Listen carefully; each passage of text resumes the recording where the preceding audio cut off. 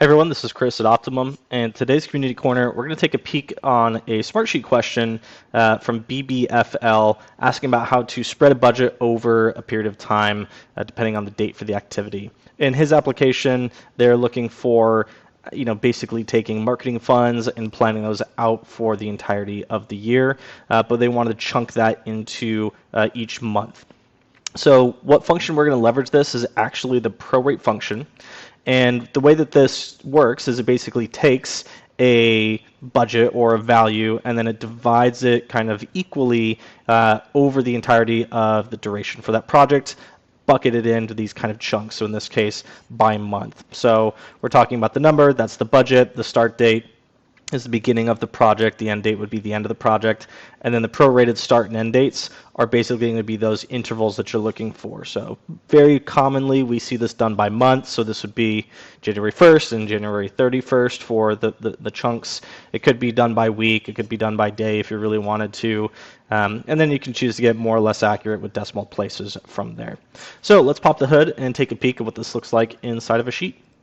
So I've just created a marketing kind of budget sheet. So I've got my marketing activities, I've got the budgets that I want to be assigned to those actions, and then I've got the start and end dates for that project.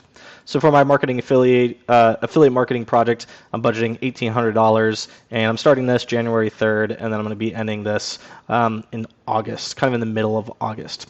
So traditionally, where you might initially start is think, well, if this is going to be taking place over 8 months, why don't I just divide 1,800 by 8 and just kind of peanut butter spread or evenly distribute it over time. And that could work for some applications, but what you might miss is the level of granularity where if you're working the entire month of January, you're going to have all of those funds spent in January.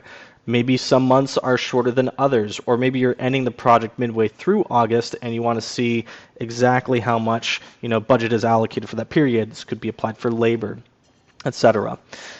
So what we're doing here is I'm going to take a peek at the January formula, and we're taking that budget, so that $1,800, starting project January, ending in August, and then I'm chunking it into those budgets. So for January, I'm binding the start date to be January 1st, and then the January 31st for the end date. So this is kind of hard coding those date values in here. What I mean by that is, with this design, this kind of budget schedule is only good for the year 2024 because I'm hard coding the start dates and end dates for these dates. There's additional ways that you can customize this formula to be more dynamic so that if you're spending across multiple years or you want the same sheet to work every time, you can update those formulas to be based on today's current date, matching the intervals. But there's a lot of applications where just kind of doing this fixed value, creating a budget once a year is just as good. So what I mean by that is, for example, in February, since this year is a leap year, you're going to need to modify some of those end dates, so 29 days in February for at least in the year 2024. So what you'll just do is go through each one of these periods, you'll edit your formulas. Again, I'm doing it March for March, so beginning of March, the end of March, beginning of April, end of April, etc., all the way through the end of the year in December. And I've just highlighted these cells to show you kind of where those funds are distributed over time, but want to call out a couple of samples or scenarios. So if I look at this like massive campaign event, it's $1,000 that I'm budgeting it. I'm beginning at the beginning of January, and I'm carrying it through the middle of May.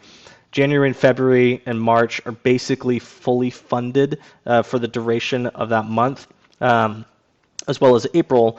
But one thing is that $1,000 distributed, roughly $200 a month, $225 a month. That's going to shorten down in May because we're only working 17 of the full 30 days, 31 days in May. So this allows you to kind of get more granular within how those funds are distributed over time. Hopefully this helps. If you have any questions or comments, make sure to leave it below or reach out to us at optimumcs.com. Thanks.